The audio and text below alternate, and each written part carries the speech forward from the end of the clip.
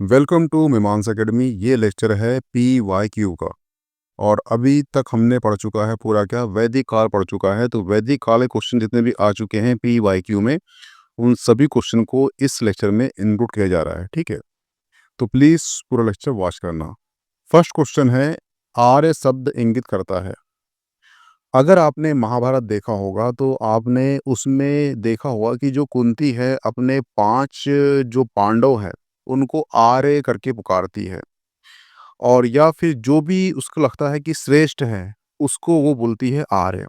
यानी जो वैदिक काल था वहां पे आर्य शब्द इंगित किया गया है, जो श्रेष्ठ है, जो हमसे श्रेष्ठ है उसके लिए आर्य शब्द इंगित किया गया है। लेकिन कभी क्वेश्चन कर ले आपको कि किस भाष्य में आर्य शब्द को श्रेष्ठ आदि बताया गया है, तो ध्यान रखना, एक हुए हैं सायणाचार्य, एक हुए हैं सायणाचार्य। इनका एक ग्रंथ है, उसका नाम है ऋग भाष्य। ऋग भाष्य में उन्होंने जो आर्य है उसको श्रेष्ठ श्रेष्ठ बोला है, यज्ञ का अनुष्ठा बोला है, विज्ञ स्रोत बोला है, उत्तम वर्ष बोला है, मनु बोला है, श्रेष्ठ आदि शब्द का इंगित किया है किसके लिए? आर्य शब्द के लिए। ठीक है, तो ध्यान रखना, कभी क्वेश्चन आपको ले कहां पर श्रेष्ठ आदि यूज किया गया है आर्य शब्द के लिए, तो वो है साणाचार्य का एक भाष्य है, वो है ऋग भाष्य में। हुआ क्लियर? ये ध्यान रखना। नेक्स्ट क्वेश्चन है, सबसे पुराना वेद कौन सा है? तो 4 वेद हैं, एक है ऋग्वेद, एक है यजुर्वेद, एक है सामवेद, एक है अथर्ववेद। हुआ क्लियर? और इन चारों वेद में सबसे ओल्ड जो वेद है वो है ऋग्वेद। हुआ क्लियर? और ये ध्यान रखना कि जो ऋग्वेद, यजुर्वेद और सामवेद, इन तीनों वेदों को मिला के बोलते हैं वेद त्रयी। वेद त्रयी के अंतर्गत अथर्ववेद को नहीं लिया गया, ये ध्यान रखना। और सबसे जो ओल्डेस्ट वेद है, सबसे जो प्राचीन वेद है, कौन सा है? ऋग्वेद है। इसका आंसर क्या होगा? Option B. नेक्स्ट क्वेश्चन है, त्रयी नाम किसके लिए इंगित करता है? तो बता चुका हूं आपको मैंने कि एक है ऋग्वेद, एक है यजुर्वेद, एक है सामवेद। ये तीनों वेद के लिए जो वर्ड यूज किया गया है वो किया गया है वेद त्रयी। तो इसका आंसर क्या होगा? ऑप्शन ए, तीनों वेदों का। तीनों कौन से वेद? यजुर्वेद, ऋग्वेद और सामवेद। नेक्स्ट क्वेश्चन है, किस वैदिक ग्रंथ में वर्ण शब्द का सर्वप्रथम नाम उल्लेखित मिलता है? तो ध्यान रखना, इसका पहला ऑप्शन है ऋग्वेद। ऋग्वेद में कितने मंडल हैं? तो 10 मंडल हैं। और जो 10वां मंडल है उसमें एक सूक्त दिया है, उस सूक्त का नाम क्या है? उस सूक्त का नाम है पुरुष सूक्त। हुआ क्लियर? पुरुष सूक्त जो है इसमें एक महापुरुष से 4 वर्णों के बारे में बताया गया, जिसमें से एक जो उसका मुख से निकला ब्राह्मण, भुजा से क्षत्रिय, जंगा से वैश्य और पैरों से शूद्र। तो जो वर्ण का पहली बार उल्लेख कहाँ मिलता है? वो मिलता है ऋग्वेद में। हुआ क्लियर? और जो ऋग्वेद है वहां पे जो वर्ण व्यवस्था थी वो थी कर्ममूलक, परंतु जो उत्तर वैदिक काल है वहां पे जो वर्ण व्यवस्था है वो जन्म मूलक हो जाती है। जो ऋग्वेद में जो वर्ण शब्द यूज हुआ है वो एक्चुअली रंग के अर्थ में था, कहीं कहीं पर ये व्यवसाय चयन के रूप में होता है। यानी आप कौन सा वर्ण, कौन सा रंग का चयन करते हो, उस प्रकार से आपको उस वर्ण में रखा जाएगा। अगर आपने सुरक्षा करने का चयन किया है, आप कहलाओगे क्षत्रिय। अगर आपने व्यवसाय करने का चयन किया है तो आप कहलाओगे वैश्य। अगर आपने सेवा करने का चयन किया है तो आप कहलाओगे क्षुद्र।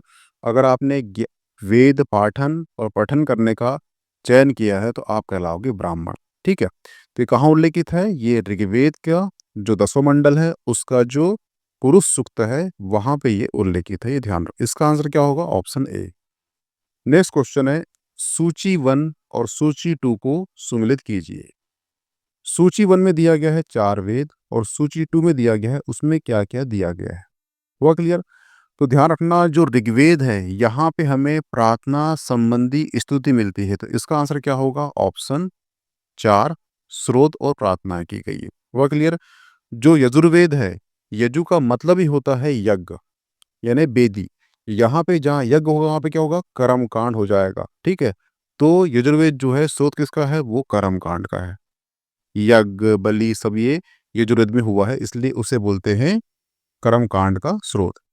दूसरा है सामवेद। ध्यान रखना, सामवेद जो है भारत में संगीत का जनक कहलाता है।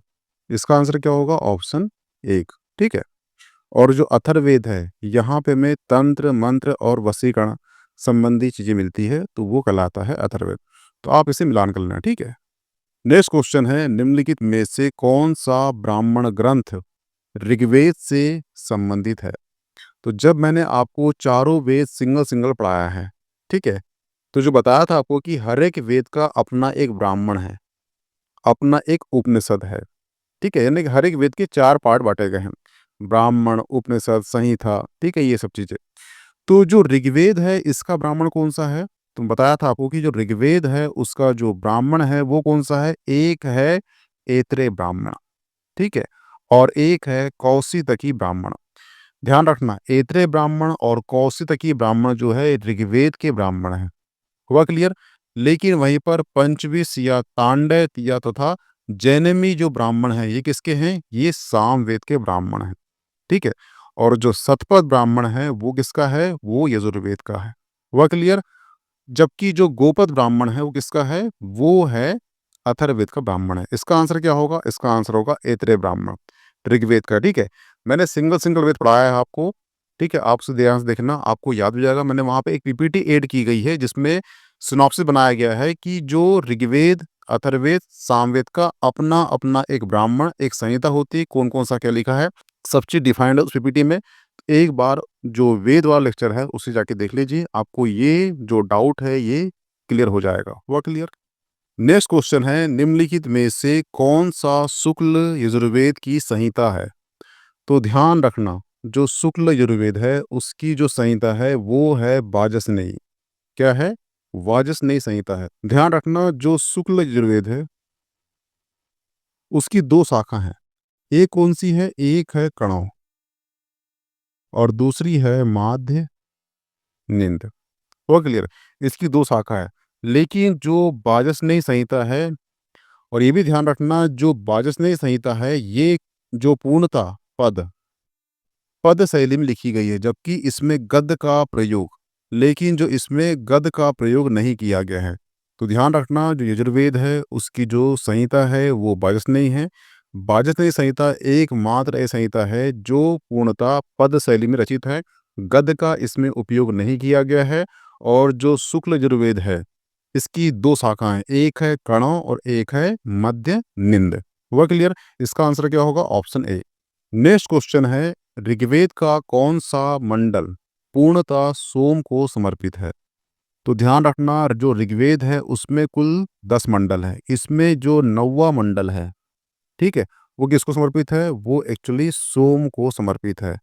और जो 9 मंडल है उसमें जो सूक्त हैं वो 114 सूक्त जो है सोम को ही समर्पित है। ध्यान रखना कि जो ऋग्वेद है उसके 10 मंडल है, उसका जो 9वां मंडल है वो सोम को समर्पित है। इसका आंसर क्या होगा? ऑप्शन सी, सोम।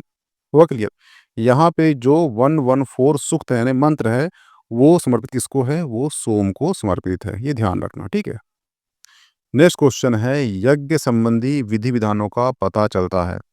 तो जब मैंने आपको वेद पढ़ाया था तब बताया था कि एक मोटी बुक थी और मोटी बुक में से उसके 4 पार्ट कर दिए, जिसमें प्रार्थना थी उसको अलग कर दिया गया, उसको बोला गया ऋग्वेद। जिसमें यज्ञ संबंधी पूरे मंत्र डाले गए उसको बोला गया यजुर्वेद। ठीक है। तो जहां पर भी हमें यज्ञ संबंधी विधि विधान मिलते हैं वो कौन सा है? वो है यजुर्वेद। ठीक है।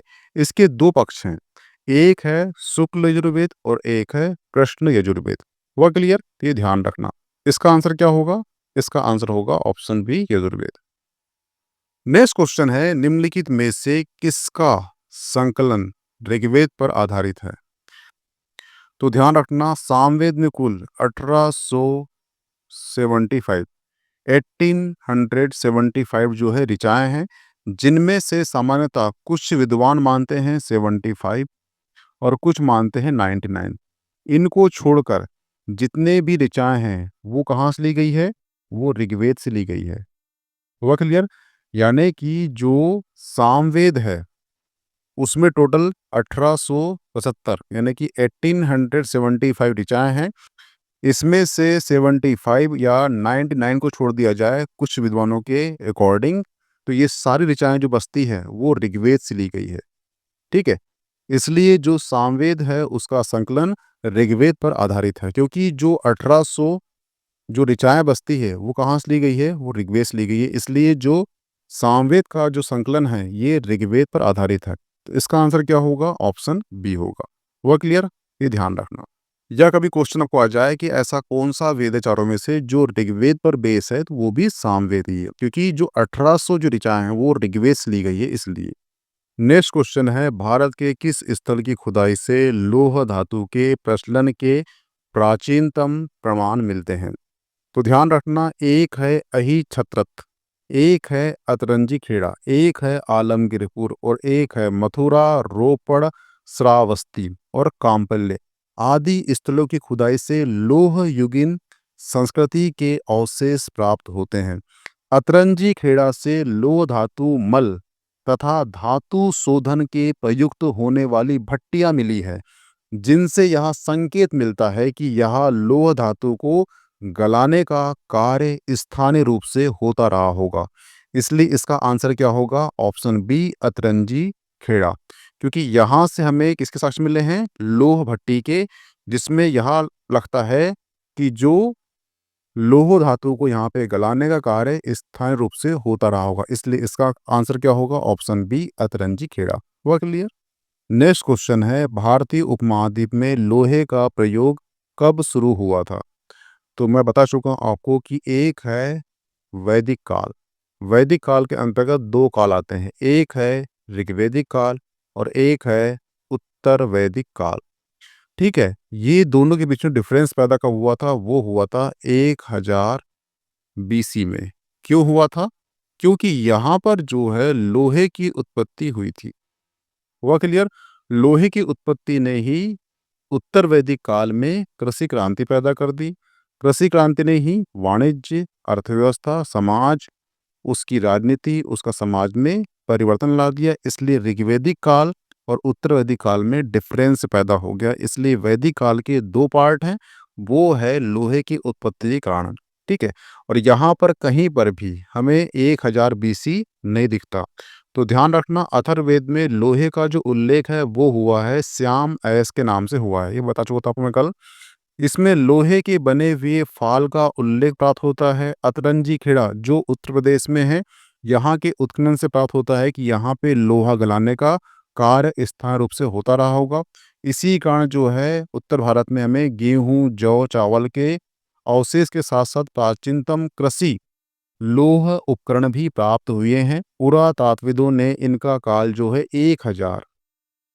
1000 बीसी निर्धारित किया है। इसलिए इसका आंसर क्या होगा? इनमें से कोई नहीं। हुआ क्लियर? क्योंकि लोहे की उत्पत्ति कब से मानी गई है? 1000 बीसी से। हुआ क्लियर? नेक्स्ट क्वेश्चन है, उपनिषद पुस्तक है।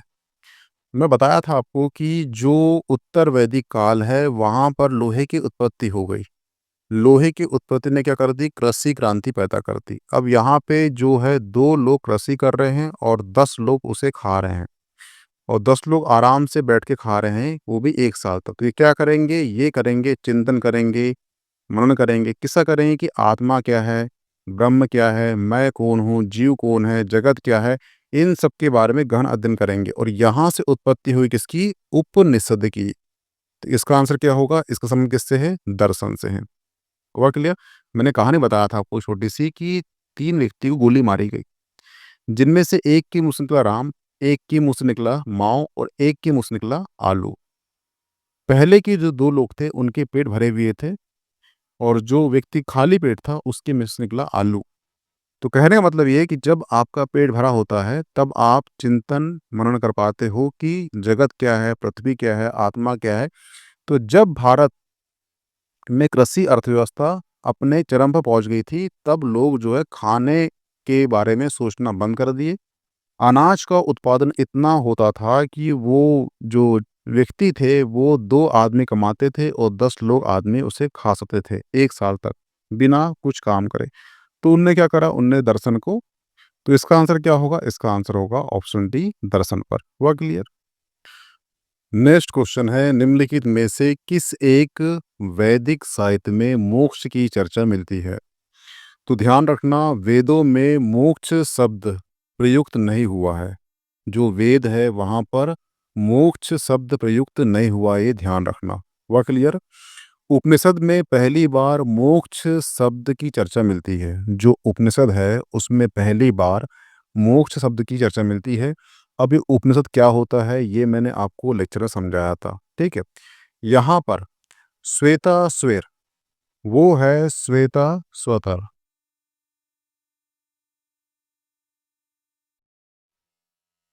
श्वेतर उपनिषद, उपनिषद में पहली बार जो है मोक्ष शब्द की चर्चा मिली है। हुआ क्लियर? ध्यान रखना, अगर आपसे क्वेश्चन आता है कि कहाँ पर मिली है पहली बार, तो वो मिली है उपनिषद में। परंतु क्वेश्चन अगर डी पूछ लिया कि कहाँ पर मिली है, किस उपनिषद में मिली है, तो वो मिली है श्वेता श्वेतर में। हुआ क्लियर? ये ध्यान रखना। नेक्स्ट क्वेश्चन है, नचिकेता आख्यान का उल्लेख कहाँ मिलता है? ये क्वेश्चन जो है उत्तर प्रदेश पीएससी में क्वेश्चन पूछ चुका है और यूपीएससी में क्वेश्चन पूछ चुका है। हुआ क्लियर? कंठोपनिषद में यम और नचिकेता का संवाद का उल्लेख मिलता है, जिसमें जो आचार्य यमराज हैं वो नचिकेता को उपदेश देते हैं कि ना आत्मा का कभी जन्म होता है और ना इसकी कभी मृत्यु होती है। यह अजन्मा है, नित्य है तथा शाश्वत है। ऐसा क्यों बोलते हैं? जो नचिकेता है, उनके जो पिता होते हैं वो ब्राह्मणों को दान करते हैं। ये जो गरीब होते हैं दान करते हैं, तो नचिकेता बोलते हैं कि आप उन वस्तुओं को दान कर रहे हैं जिनका यूज़ नहीं है। इसको दान नहीं कहा सकता। तो उनके जो पिता गुस्से में होते हैं और ये भी बोलते हैं नचिकेता कि तुम मुझे किसे दान दोगे? तो उनके पिता गुस्से में बोलते हैं कि मैं तुझे मृत्यु को दान दूँगा। और इस प्रकार जो है नचिकेता मृत्यु के देवता यमराज के पास चले जाते हैं। यमराज बहुत समझाते हैं उनको, पर वो लौटते नहीं हैं। ये बोलते हैं कि मुझे 3 क्वेश्चन का आंसर चाहिए। उसमें से एक क्वेश्चन होता है कि मृत्यु का रहस्य क्या है? तो मृत्यु के रहस्य के संबंध में बताते हुए यमराज बताते हैं कि आत्मा क्या है? आत्मा क्या है? ना ये जन्मी है, ना इसकी मृत्यु होती है, ये अजन्मा है, नित्य तथा शाश्वत है। हुआ क्लियर? और अभी जस्ट एक एपी हुआ था, एमपी, एपी यानी Madhya Pradesh assistant professor exam हुई थी 2022 की। इसमें क्वेश्चन कर लिया था कि किसमें आत्मा को परमात्मा कहा गया है? ऐसा कौन सा उपनिषद है जहां पर आत्मा को परमात्मा कहा है? तो उसका आंसर कौन सा है? वो है कंठोपनिषद में।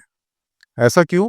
क्योंकि आत्मा का मतलब होता है जो हमारे पास है। अभी मैं आपको पढ़ा रहा हूँ, आप मेरा लेक्चर सुन रहे हो, आपके अंदर जो जीव है उसे आप आत्मा कहोगे।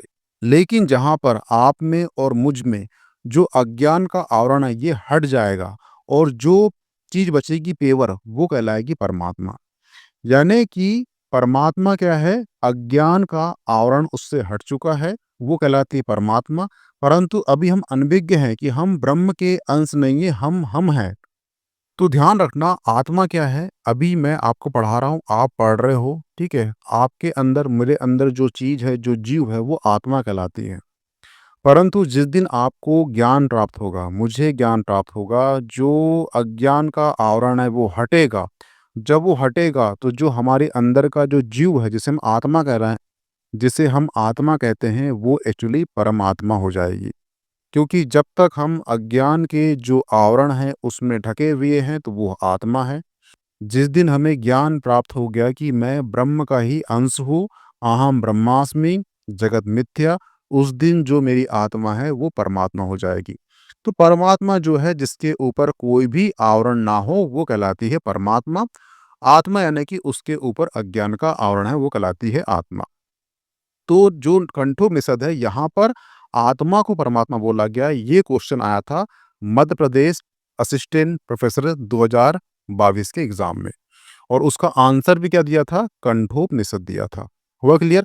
और यम नचिकेता का जो उपदेश है उसमें यमराज ने बताया है किसको? नचिकेताओं की आत्मा क्या है? उसी आत्मा के क्वेश्चन बोला था कि जो आत्मा ना मरती है, न जन्म लेती है, ये नित्य है, ये शाश्वत है। आंसर क्या होगा इसका? Option C Kathopanishad. हुआ क्लियर?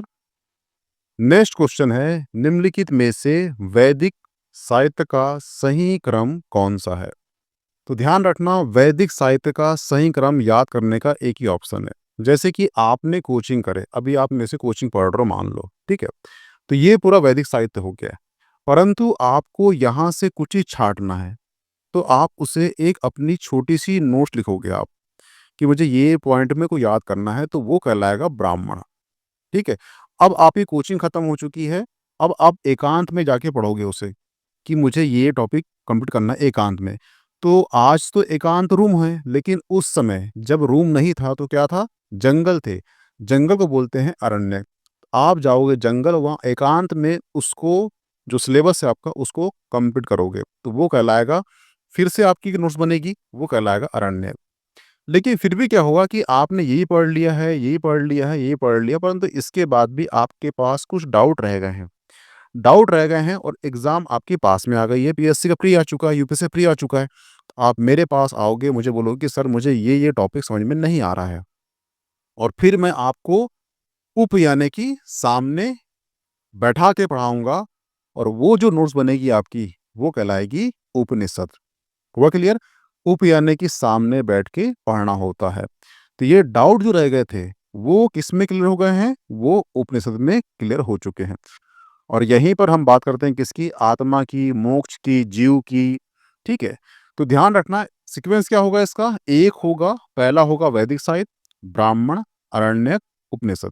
सिंपल सी बात बताऊं आपको मैं, कि आपने 6 मंथ में पूरी कोचिंग कर लिया, आपने फिर उसकी बनाया शॉर्ट नोट्स कोचिंग में ही, वो कहलाया ब्राह्मण। फिर आपने उसको एकांत में पढ़ा और आपकी फिर से नोट्स बन गई, वो कहलाई अरण्यक। कुछ डाउट रह गया था, फिर से आप सर के पास आए, सामने बैठे और पढ़ा, वो कहलाया उपनिषद। हुआ क्लियर? तो इसे इस प्रकार से याद करना, और यही सीक्वेंस सही है। तो इसका आंसर क्या होगा? ऑप्शन ए, वैदिक साहित्य, ब्राह्मण, अरण्यक, उपनिषद। नेक्स्ट क्वेश्चन है, आरंभिक वैदिक साहित्य में सर्वाधिक वर्णित नदी कौन सी है? तो ध्यान रखना, जो सिंधु नदी है, उसका ऋग्वेद काल में सर्वाधिक महत्वपूर्ण स्थान था। इसी कारण इसका उल्लेख ऋग्वेद में सर्वाधिक बार हुआ है, किसका? सिंधु नदी का।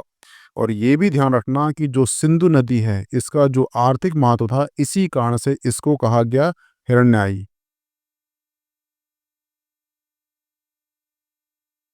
क्या कहा गया? हिरण्याई कहा गया। ये ध्यान रखना, ये कभी क्वेश्चन आता है कि हिरण्याई नदी किसका नाम है, तो वो सिंधु नदी का नाम है। क्यों नाम है? क्योंकि उसका एक आर्थिक महत्व था, इसलिए। इसका आंसर क्या होगा? ऑप्शन ए, सिंधु नदी। हुआ क्लियर?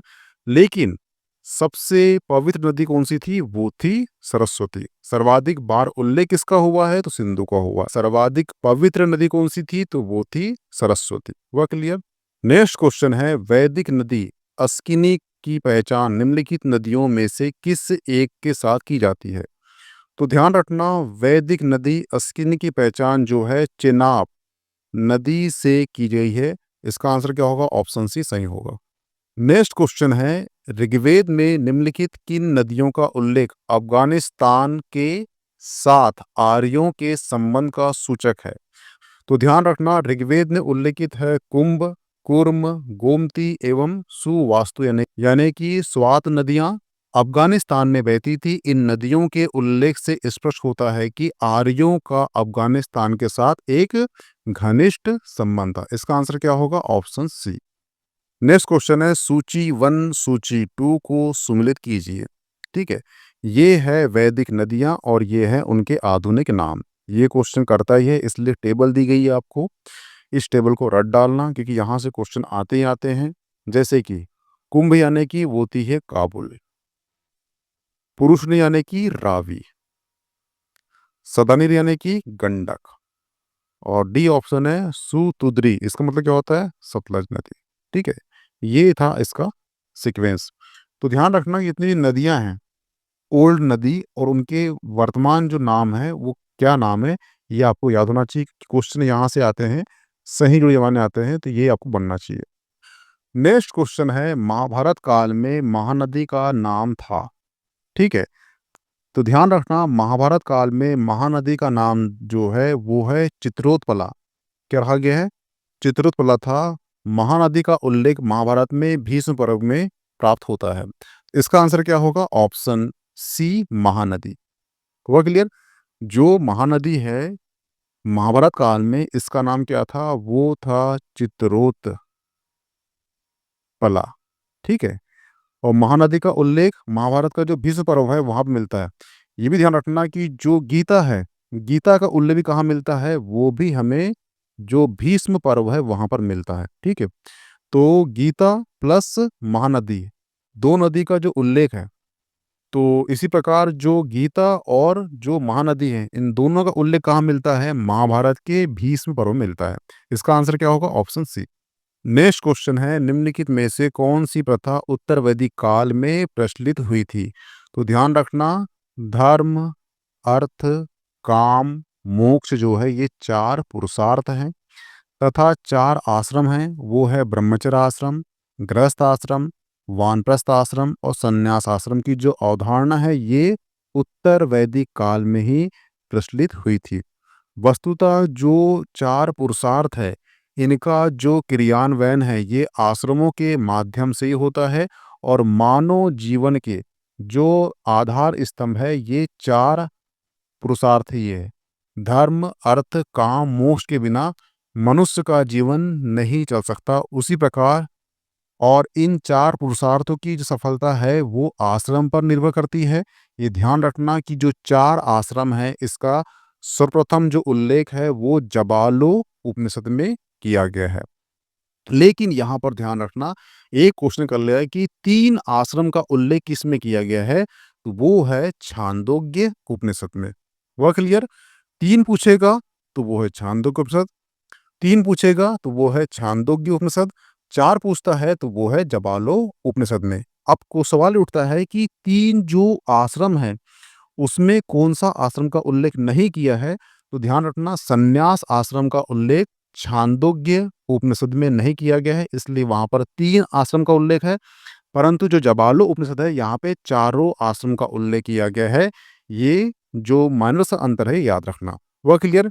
तो जो यहाँ पे क्वेश्चन पूछा है कि कौन सी प्रथा थी जो प्रचलित थी, तो वो थी धर्म, अर्थ, काम, मोक्ष। वह क्लियर? एक हो गया।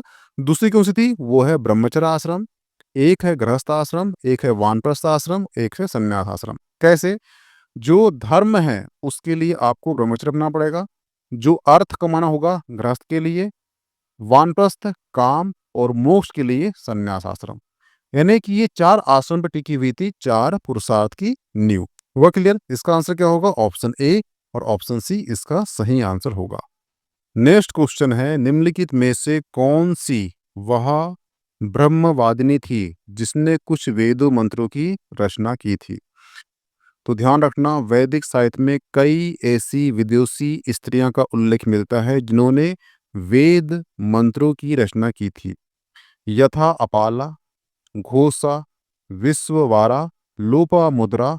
और लोपामुद्रा जो है ये किसकी पत्नी थी? ये आगस्त्य ऋषि की पत्नी थी। तो इसका आंसर क्या होगा? Option A Lopamudra. ये सबका उल्लेख हमें अभी वर्तमान में दिखाई नहीं देता। वह क्लियर? नेक्स्ट क्वेश्चन है, ऋग्वेद काल में निक्स शब्द का प्रयोग एक आभूषण के लिए होता था किंतु परिवर्तित काल में इसका उपयोग इस अर्थ में हुआ है। तो ध्यान रखना, वैदिक काल में सोने के हार को निष्क कहा गया है।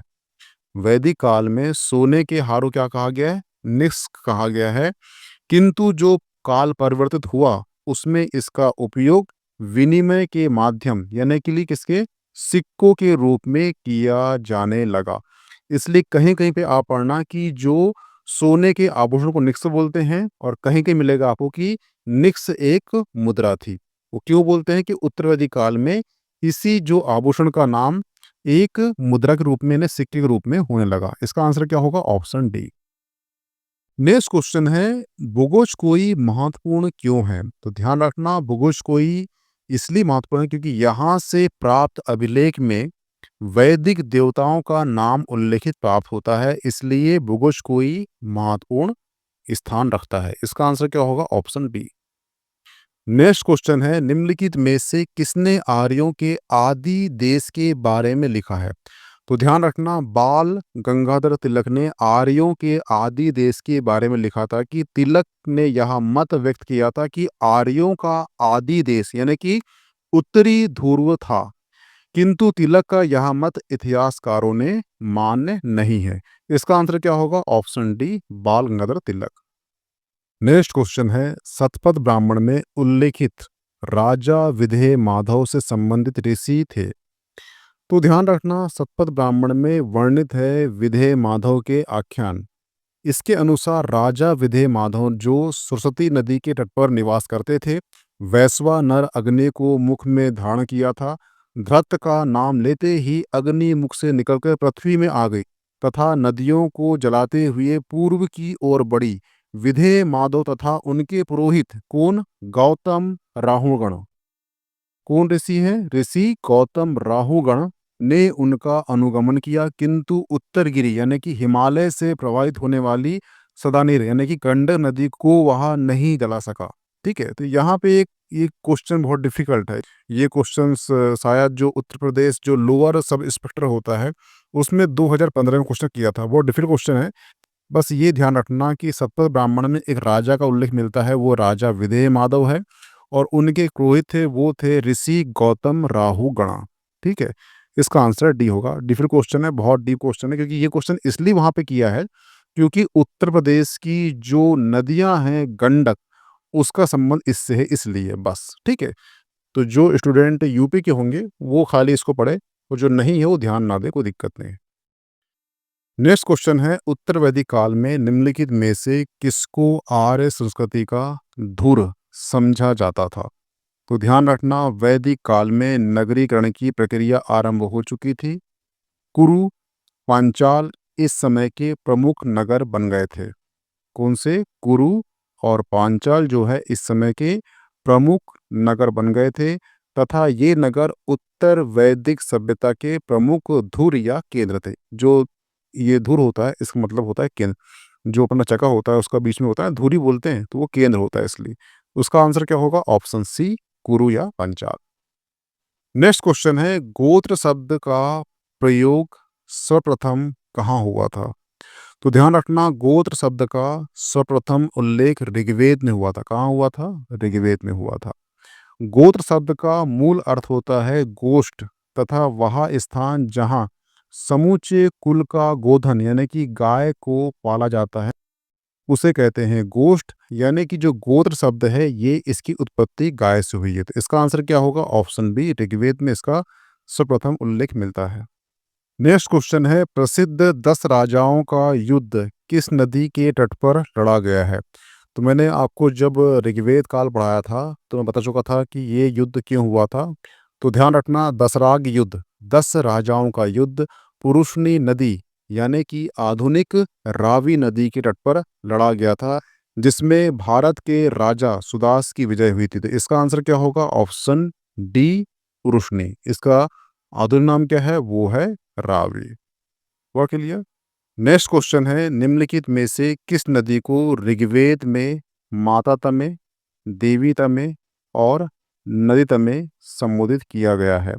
तो ध्यान रखना, ऋग्वेद में जो सरस्वती नदी है इसको देवी तमे, माता तमे और नदी तमे से संबोधित किया गया है। ध्यान रखना, ऋग्वेद में सर्वाधिक बार उल्लेख किसका हुआ है? तो वो हुआ है सिंधु नदी का। लेकिन ऋग्वेद में जो नदी पूजनी थी वो थी कौन सी? सरस्वती नदी। वह क्लियर? सर्वाधिक बार पूछेगा तो सिंधु नदी, सर्वाधिक महात्मा पूछेगा तो वो है सरस्वती नदी। वह क्लियर? नेक्स्ट क्वेश्चन है, उस जनजाति का नाम बताएं जो ऋग्वेदिक आर्यों के पंचजन्य से संबंधित नहीं है बोल रहा। ठीक है, तो सबसे पहले समझ जाइए कि पंचजन्य कौन थे। वह क्लियर? तो ध्यान रखना, भगवान सूर्य और उषा का विवाह हुआ। भगवान सूर्य और उषा के जो पुत्र हुए वो हुए यमराज यानी कि यम और विवत्सो मनु। विवत्सो मनु की 9 संतानें हुई और 9 पुत्र हुए और एक पुत्री हुई। पुत्री का नाम था इला। और जो 9 संतानें हुई थी पुत्र, उसमें से एक थे इक्ष्वाकु राजा। और उन्हीं के बाद उन्हीं के वंशज कहलाए हैं कौन? भगवान राम और भगवान दशरथ, जो सूर्यवंशी कहलाए। तो जो इनकी पुत्री थी इला, तो ध्यान रखना जो ब्रह्मा जी के मानस पुत्र हुए हैं ऋषि आद्री, ऋषि आद्री के पुत्र हुए हैं कौन? चंद्रमा। और चंद्रमा के पुत्र कौन हुए हैं? बुध हुए हैं। बुध और सूर्य की पुत्री कौन? इला का विवाह हुआ। बुध और सूर्य की पुत्री जो इला थी, इनका विवाह हुआ। इनके जो पुत्र हुए वो हुए पुरुरवा या सोम। पुरुरवा या सोम के पुत्र हुए आयु। आयु के पुत्र कौन हुए? नहुस। और नहुस के पुत्र कौन हुए? वो हुए राजा ययाति। कौन हुए? राजा ययाति हुए। और ध्यान रखना जो राजा ययाति है, इन्हीं के जो पुत्र हुए ये कहलाए पंचजन्य, जिनमें से एक थे यदु, ध्रुवस, पुरु, अनु, तुरुवस। ये 5 थे। तो ध्यान रखना, उसमें तुरोस भी थे, पुरु थे, यदु थे, और कौन थे? ध्रुवस और अनु। जो कीकट है ये बिल्कुल नहीं थे। तो ध्यान रखना, एक बार 3 मार्कर में पूछ चुका है पंचजन्य क्या होते हैं, मध्य प्रदेश पीएससी ने। हुआ क्लियर? ध्यान रखना, राजा ययाति के 5 पुत्र हुए हैं, यदु, ध्रुव, यदु, ध्रुव, पुरु, अनु, तुर्वस। ये 5 जो उनके पुत्र थे यही पंचजन्य कहलाए। और यहाँ पूछा है कौन सम्मिलित नहीं है, तो यदु है, तुर्वस है, पुरु है, परंतु कीकट बिल्कुल नहीं। इसका आंसर क्या होगा? Option D. नेक्स्ट क्वेश्चन है, प्राचीन काल में आर्यों के जीविका पार्जन का मुख्य साधन था। तो ध्यान रखना, आर्य संस्कृति मूलतः क्या थी? पशुपालक और कृषक संस्कृति, यानी कि ये जो आर्य थे इनने पशुपालन और कृषि दोनों की है, परंतु जो कृषि है इनका मुख्य व्यवसाय था। क्योंकि जो ऋग्वेद है यहाँ पे हमें कई मंत्र मिलते हैं जहाँ पे कृषि की अच्छी कामना के लिए वर्षा की बात की गई है, ठीक है। परंतु जो जीविका का मुख्य साधन था वो था क्या? कृषि। और जब लोहे की उत्पत्ति हो गई थी उत्तरवैदिक काल में, तो उसमें कृषि प्रधान संस्कृति हमें दिखाई देती है। तो इसका आंसर क्या होगा? ऑप्शन ए, कृषि प्रधान। नेक्स्ट क्वेश्चन है, ऋग्वेद में उल्लेखित यव शब्द किस कृषि उत्पाद हेतु प्रयुक्त किया गया है? तो ध्यान रखना, जो ऋग्वेद में उल्लेखित जो यव शब्द है वो एक्चुअली जौ के लिए किया गया है। इसका आंसर क्या होगा? Option A. और मैंने बताया था आपको कि जो आर्यों का मुख्य भोजन कौन सा है वो है क्षीर पकोदन। और वो बनता कैसे? जौ को डालते हैं दूध में और जो बनता है वो बनता है क्षीर पकोदन, जो आर्यों का मुख्य भोजन है। तो जौ के लिए यूज हुआ है क्या? यव शब्द। नेक्स्ट क्वेश्चन है, सूची 1 और सूची 2 को सम्मिलित कीजिए। तो ध्यान रखना, सूची 1 दिया, सूची 2 दिया है, इसको मिलान करना है। तो ध्यान रखना, जो ब्रीही है, ब्रीही का उल्लेख कहाँ मिलता है? वो मिलता है यजुर्वेद में मिलता है। वो क्या नाम से मिलता है? जो चावल है, चावल के लिए पहली बार ब्रीही शब्द का उल्लेख में कहाँ मिला है? वो यजुर्वेद में मिला है। तो इसका आंसर क्या होगा? चावल, ठीक है। दूसरा है मुदक। मुदक का संबंध किससे है? तो वो मूंग से है। यव का संबंध किससे है? तो वो जौ से है। और अंतिम है इच्छु का संबंध किससे है? तो वो गन्ना से है, ठीक है। ये आप मिलान कर लेना। परंतु ध्यान रखना कि जो चावल के लिए ब्री शब्द का उपयोग किया गया है, कहाँ किया गया है? तो वो यजुर्वेद में किया गया है। और ये भी ध्यान रखना कि चावल का उल्लेख ऋग्वेद काल में नहीं मिलता। चावल का उल्लेख पहली बार में कहाँ मिलता है? वो उत्तर वैदिक काल में ही मिलता है। नेक्स्ट क्वेश्चन है, ऋग्वेदिक पणि किस वर्ग के नागरिक थे? ये क्वेश्चन जो है एमपीपीएससी 2019 का जो प्री हुआ था वहां आ चुका है। तो मैं बता चुका था आपको कि जो पणि है, पणि शब्द एक्चुअली व्यापारी के लिए यूज होता था। हुआ क्लियर? और ऋग्वेद में पणि शब्द का उल्लेख इसके लिए हुआ है, ये व्यापारी या वाणिज्य प्रधान जो लोग होते थे उनके लिए हुआ है। जो पणि शब्द है वो किसके लिए यूज हुआ है? वो व्यापारी वर्ग के लिए यूज हुआ है। नेक्स्ट क्वेश्चन है, वैदिक युग में प्रचलित लोकप्रिय शासन प्रणाली थी।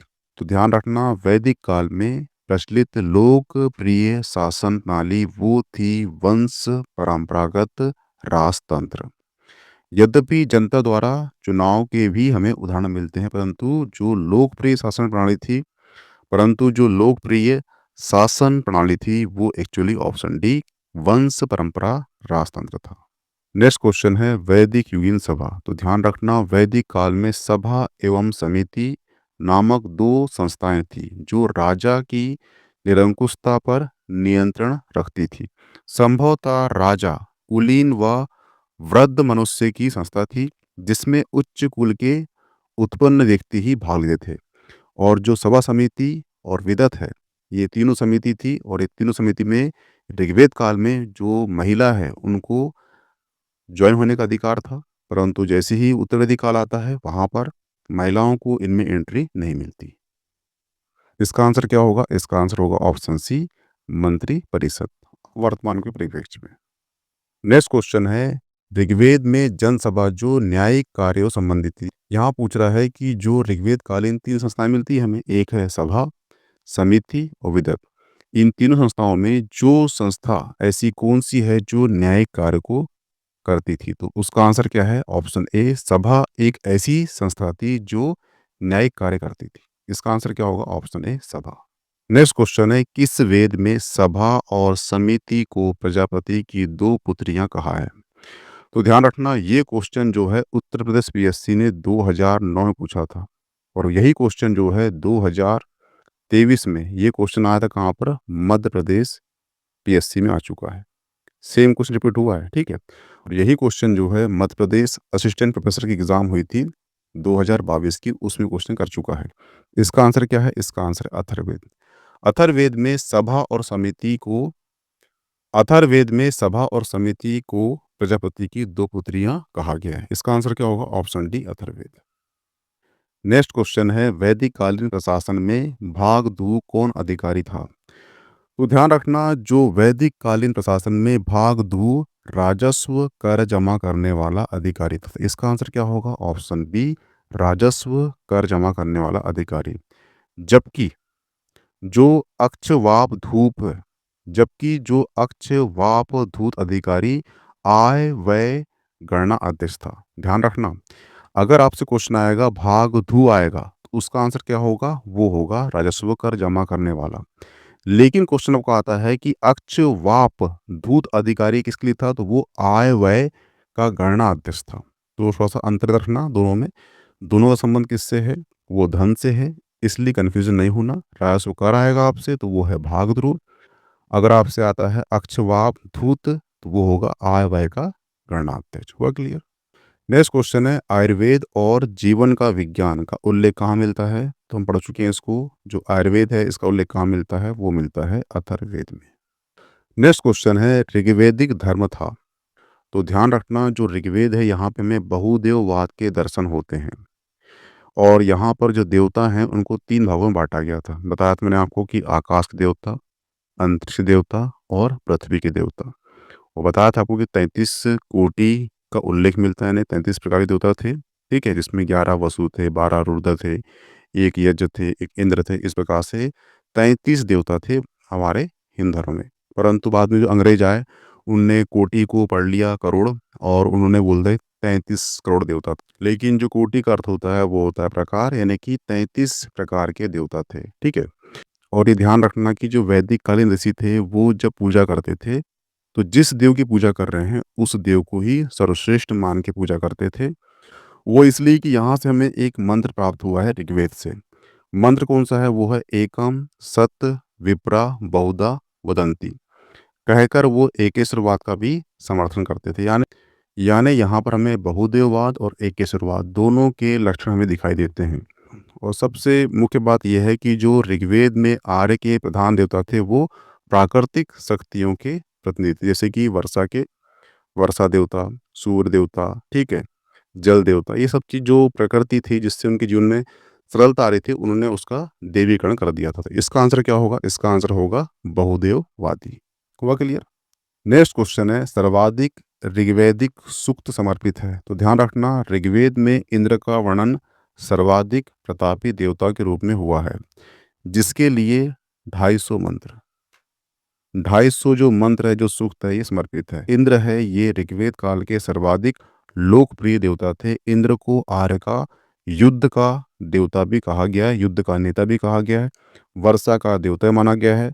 ऋग्वेद में अग्नि के लिए 200 सूक्त यानी 200 मंत्र समर्पित है, जो सेकेंड रैंक है, ठीक है। इसका आंसर क्या होगा? Option B, Indra. हुआ क्लियर? नेक्स्ट क्वेश्चन है, ऋग्वेद में सर्वाधिक संख्या में मंत्र संबंधित है। तो ध्यान रखना, जो 250 मंत्र है वो किसके लिए है? वो तो इंद्र के लिए है। परंतु यहाँ पे कहीं इंद्र नहीं दिख रहा है आपको, तो ये अग्नि के लिए कितने हैं? तो अग्नि के लिए 200 हैं। तो इसका आंसर क्या होगा? अग्नि। हुआ क्लियर? जो टॉप लोकप्रिय देवता थे वो थे इंद्र, और सेकेंड टॉप जो है लोकप्रिय देवता थे वो थी अग्नि, ठीक है। इसका आंसर क्या होगा? ऑप्शन ए, अग्नि। नेक्स्ट क्वेश्चन है, वैदिक देवता इंद्र के विषय में निम्नलिखित कथनों पर विचार कीजिए। तो ध्यान रखना, ऋग्वेद में सर्वाधिक महत्वपूर्ण देवता थे वो थे कौन? इंद्र, जिनके लिए 250 मंत्र समर्पित है। पहली बात तो हो गई, ठीक है। दूसरी बात यह है कि जो ऋग्वेद में इंद्र को युद्ध का देवता, वर्षा, आंधी, तूफान का देवता माना गया है।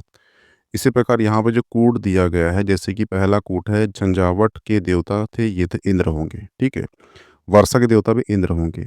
जो ऑप्शन 3 दिया है वो दिया है नैतिक व्यवस्था के संरक्षक कौन थे? तो ये वरुण देव थे, ठीक है।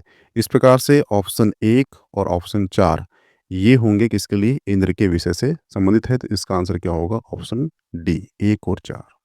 नेक्स्ट क्वेश्चन है, वैदिक देवमंडल में निम्न में से कौन देवता युद्ध का देवता माना गया है? तो ध्यान रखना, ऑप्शन बी जो है, इंद्र को युद्ध का देवता या पुरंदर भी कहा गया है। नेक्स्ट क्वेश्चन है, 800 से 600 ईसा पूर्व काल किस युग से जुड़ा हुआ था? तो ध्यान रखना, 800 से 600 ईसा पूर्व का जो काल है वो ब्राह्मण ग्रंथों के प्रणयन युद्ध से जुड़ा हुआ था। प्रायः 7वीं या 6वीं शताब्दी ईसा पूर्व से लेकर 3री शताब्दी ईसा पूर्व तक का समय सूत्रकाल कहा गया है, ठीक है। सूत्रकाल यानी कि जहाँ पे सूत्रों की रचना हुई, जैसे कि बड़े बड़े जो थॉट थे उनको सूत्रों में पिरो दिया गया। अहम ब्रह्मास्मि, मैं ही ब्रह्म हूँ, तत्व तुम असी, ठीक है, जगत मिथ्या, ब्रह्म सत्यम, इस प्रकार के जो सूत्र लिखे गए हैं उसे कहा गया है सूत्रकाल, ठीक है। इसका आंसर क्या होगा? ऑप्शन ए, ब्राह्मण युग। नेक्स्ट क्वेश्चन है, सर्ग, प्रतिसर्ग, वंश, मनवंतर और वंशानुचरित्र संकेत है। तो ध्यान रखना, पुराणों के 5 प्रकार के विषय बताए गए हैं पुराणों में। एक है सर्ग, सर यानी कि एक है सर्ग, सर्ग का मतलब होता है बीज या आदि सृष्टि का पुराण, वह क्लियर। जो प्रतिसर्ग है, जब उस सृष्टि का प्रलय होता है और सृष्टि दोबारा से जब बनती है तो उसे कहते हैं प्रतिसर्ग। जो वंश है, वंश के अंतर्गत जो देवता और जो ऋषि है उनके जो वंश के जो वृक्ष का वर्णन किया जाता है वो है वंश। मनवंतर यानी कि कल्प के महायुगों का इसमें होता है वर्णन। और जो वंशानुगत चरित्र है उसके अंतर्गत जो राजा हैं उनकी तालिका दी गई है, जिसमें उनकी राजनीतिक, सामाजिक और उनकी जो घटना है उसका वर्णन मिलता है। तो जो पुराणों के ये 5 क्या है? प्रकार है, ठीक है। इसका आंसर क्या है? ऑप्शन बी, पुराण।